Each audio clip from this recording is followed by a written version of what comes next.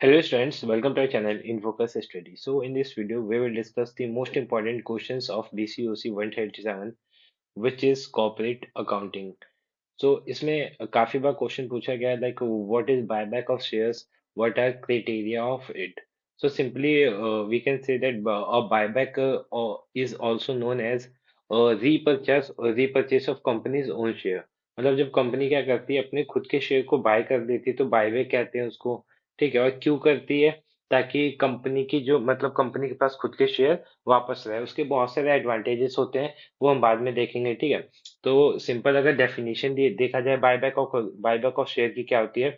So a buyback of share is also known as share purchase is when a company buys its own outstanding share to reduce the number of shares available on the open market। ये क्या करती है? जो open market में इसके shares available होते हैं उसको कम करती है, कम करके ये शेयर्स को क्या करती है अपने पास ले आती है। Company buy back share for number of reason. ठीक है, बहुत सारे रीजन होते हैं, such as to increase the value of remaining shares available by reducing the supply और prevent other shareholder from taking controlling. ठीक है, कंट्रोलिंग स्टेक। तो इससे क्या होता है, जितनी कम हो जाएगी मार्केट में शेयर्स, उतनी उसकी वैल्यू ज्यादा हो जाएगी। मान लो कोई शेयर है, वो मार्केट में 10 शेयर है, और वही मार्केट में अगर एक शेयर हो जाएगा तो लोग खरीदना चाहेंगे ना उसे। तो क्या करता है, शेयर की वैल्यू को भी बढ़ा देता है। उसकी कंडीशन भी होती है लाइक, देखो कंपनी ऐसे बायबैक नहीं कर सकती। कंपनी को बायबैक जब करना होता है जब कंपनी डिविडेंड अपने वापस दे देती है। कंपनी आजकल डिविडेंड से बचने के लिए भी बायबैक करती है, क्योंकि क्या होता है, डिविडेंड पे टैक्स ज्यादा होता है, बायबैक पे टैक्स कम होता है। और इसका एक कंडीशन भी होता है कि आप अ, मतलब बायबैक जब ही कर सकते हो जब आप डिविडेंड पे कर देते हो। ठीक है, तो ये कंडीशंस होती हैं। फिर कंडीशन और भी हैं। ये पहली condition, the buyback is authorised by the AOA. जो कंपनी का एओए होता है उसके द्वारा ऑथराइज होना चाहिए बायबैक। दूसरा, और special resolution has been passed in the general meeting. ठीक है, जब तक आप share holder authorising the company to buyback its own share, जब तक आप इन्फॉर्म नहीं करते शेयर होल्डर को, आप बायबैक नहीं कर सकते। ठीक है, फिर the amount of total payment toward buyback of equity share in year shall not exceed 25% से ज्यादा एक्सीड नहीं होना चाहिए। ठीक है, तो ये भी एक कंडीशन होती है इसकी। अगला देखते हैं। इसके बाद क्या है, हाँ ये रहा। डी हमारा है, the post buy back ratio of डेब्ट to equity capital and free reserve should not be exceed और 2:1। सो इनका जो रेशियो है 2:1 से एक्सीड नहीं होना चाहिए। ई पॉइंट है, only the full paid up share are qualified to buy बैक। मतलब कोई आपने पार्टली पेड अप कर रखा है, ठीक है, आधी पेमेंट कर रखी है आधी नहीं, तो उसमें फिर बायबैक का आपको प्रॉफिट या लॉस जो भी है वो नहीं होगा। ठीक है, फिर उसके बाद अगला देखते हैं, what are the motive of buyback of shares. जो बायबैक ऑफ शेयर होता है वो क्यों होता है? तो बहुत सारे इसके रीजंस होते हैं। उसमें से पहला रीजन है return to surplus cash to share holder. Return the surplus cash to share holder. Share holder के पास सरप्लस कैश को क्या करना, रिटर्न करना। ठीक है, और इसकी वजह से जो शेयर की प्राइस होती है वो ज्यादा हो जाती है। मान लो मार्केट में पहले 10 शेयर थी, और एक शेयर पे 5 रुपए मिलते थे, तो 10 लोग को मिलेंगे तो 50 रुपए। अब वही शेयर जो हो गया मार्केट में, हमने बायबैक कर लिया तो 5 शेयर हो गया, तो अब तो ज्यादा मिलेगा ना उनको, अब 20 रुपीज के हिसाब से मिलेगा। तो क्या हो जाता है इससे, जो सरप्लस कैश होता है शेयर होल्डर का वो ज्यादा हो जाता है। Enhance the earning per share, earning per share भी ज्यादा हो जाता है। फिर convey the view of management to investors. जो मैनेजमेंट का व्यू होता है वो इन्वेस्टर की तरफ ज्यादा जाता है। Stabilise the market price of the share of the company. Market price को क्या करता है, स्टेबलाइज करता है। Raise the promoter voting power without spending any amount. Promoter का जो वोटिंग पावर होता है उसको रेज करता है बिना कोई खर्चे के। फिर ward of a hostile take over threat. फिर उसके बाद नेक्स्ट पॉइंट है, move toward a desirable capital structure. ठीक है, डिजायरेबल कैपिटल स्ट्रक्चर की तरफ ये मूव करता है, किसकी वजह से, बायबैक ऑफ शेयर की वजह से। नेक्स्ट क्वेश्चन है, explain the slip system of bank book keeping, discuss it's advantage and disadvantage. जो स्लिप सिस्टम होता है वो देखो सिंपल सा, अगर डिफाइन किया जाए स्लिप सिस्टम को, तो it is a method of rapid posting in the book maintain under double entry principal.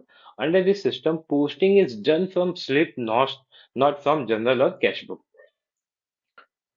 इसमें क्या होता है, एम्प्लॉय आता है, मतलब एम्प्लॉय क्या, कोई भी आता है, वो कोई भी इंफॉर्मेशन होती है वो आके खुद ही स्लिप में भरता है, जो कि बहुत अच्छी हो जाती है बात, ठीक है। ज्यादा फिर एरर भी नहीं होता, कोई दिक्कत भी नहीं होती, ठीक है। तो ये फायदा भी होता है। तो यही एडवांटेज देखते हैं। पहला एडवांटेज है, it reduce the possibilities of error and fraud. ये एरर और फ्रॉड के पॉसिबिलिटी को बहुत कम करता है, बहुत ज्यादा कम करता है। दूसरा, it save a lot of time since it is prepared by the customers themselves. ये कस्टमर के द्वारा खुद से प्रिपेयर किया जाता है, तो इसलिए टाइम भी ये बचाता है कंपनी का। Third point, it provide a good system of internal check.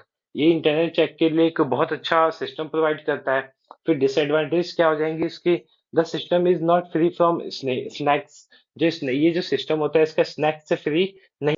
इसका मतलब क्या हुआ कि इसके अंदर कोई छुपी हुई चीज नहीं होती है। It suffer from risk of loss, miss misappropriation और destruction of slip since they are loose. अगर खो गई तो फिर और दिक्कत हो जाएगी, खोनी भी नहीं चाहिए, उसको संभाल के रखना चाहिए। तो ये सब इसकी प्रॉब्लम्स थी, ठीक है।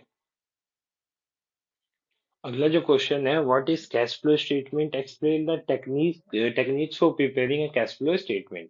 तो कैश फ्लो स्टेटमेंट क्या होता है, एक तरह से ये थर्ड सबसे इम्पोर्टेंट जो है वो स्टेटमेंट माना जाता है, या फिर जो मेन डॉक्यूमेंट होता है फाइनेंस में वो माना जाता है। इसके अंदर होता क्या है, ये स्टेटमेंट होता है, इसमें किस चीज का स्टेटमेंट, ये हेल्प करता है कंपनी के या ऑर्गेनाइजेशन के लिक्विडिटी को चेक करने में, by showing the cash balance coming from operation, investing and financing.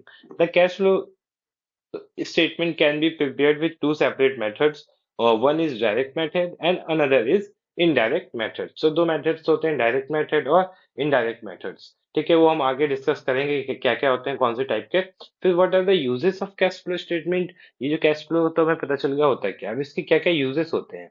तो जो पहला यूज होता है कैश फ्लो स्टेटमेंट का, क्या मतलब क्या क्या होते हैं अभी देखते हैं। Cash flow statement is very useful for financial management. It is use as tool for financing analysing for short term planning. Short term planning के लिए तो बहुत ज्यादा हेल्पफुल होता ही होता है। Preparation of cash flow statement has several uses. The more important uses कौन कौन से हैं, changes in cash balance between two point of the time, and contributing factors for such changes are clearly revealed। इसकी वजह से reveal हो जाते हैं। फिर cash flow statement explain the reason for the presence of very low cash balance in spite of huge operating profit। फिर दूसरा point क्या हो जाएगा इसमें, presence of higher cash balance in spite of very low level of profit। और तीसरा point क्या हो जाएगा इसका, ये दो दो पॉइंट हो गया, मैंने यहाँ देख लिया। थर्ड पॉइंट है इसका, projected cash flow statement help the management in short term planning. Short term planning करने में भी बहुत ज्यादा हेल्प करते हैं। फिर इसके बाद कुछ और है, मेकिंग टाइमली अरेंजमेंट करने में भी हेल्प करते हैं। Determining the additional cash requirement, अगर कोई रिक्वायरमेंट है कैश की तो उसमें भी हेल्प करते हैं, ठीक है। बाकी यहाँ भी है कुछ लिखे हुए पॉइंट्स, सो आप देख सकते हैं इन पॉइंट्स को भी। फिर उसके बाद, what do you understand by holding company, what are the objective of it. तो होल्डिंग कंपनी क्या होता है, इसके ऑब्जेक्टिव क्या होते हैं वो देख लेना आप, क्वेश्चन जो इंपॉर्टेंट है। बाकी और कुछ क्वेश्चन इंपॉर्टेंट है मैं बता देता हूँ। What is amalgamation, describe the objective of amalgamation. फिर what do you mean by reconstruction, difference between the external reconstruction and internal reconstruction.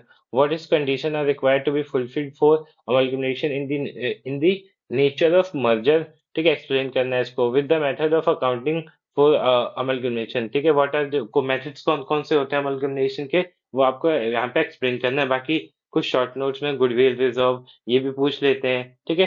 फिर परचेज कंसिडरेशन क्या होता है, एक्सप्लेन कौन कौन से मेथड होते हैं परचेज कंसिडरेशन के। तो ये थे कुछ इंपॉर्टेंट क्वेश्चन, बाकी और भी वीडियोस आ जाएंगी तो उसमें भी हम डिस्कस कर लेंगे।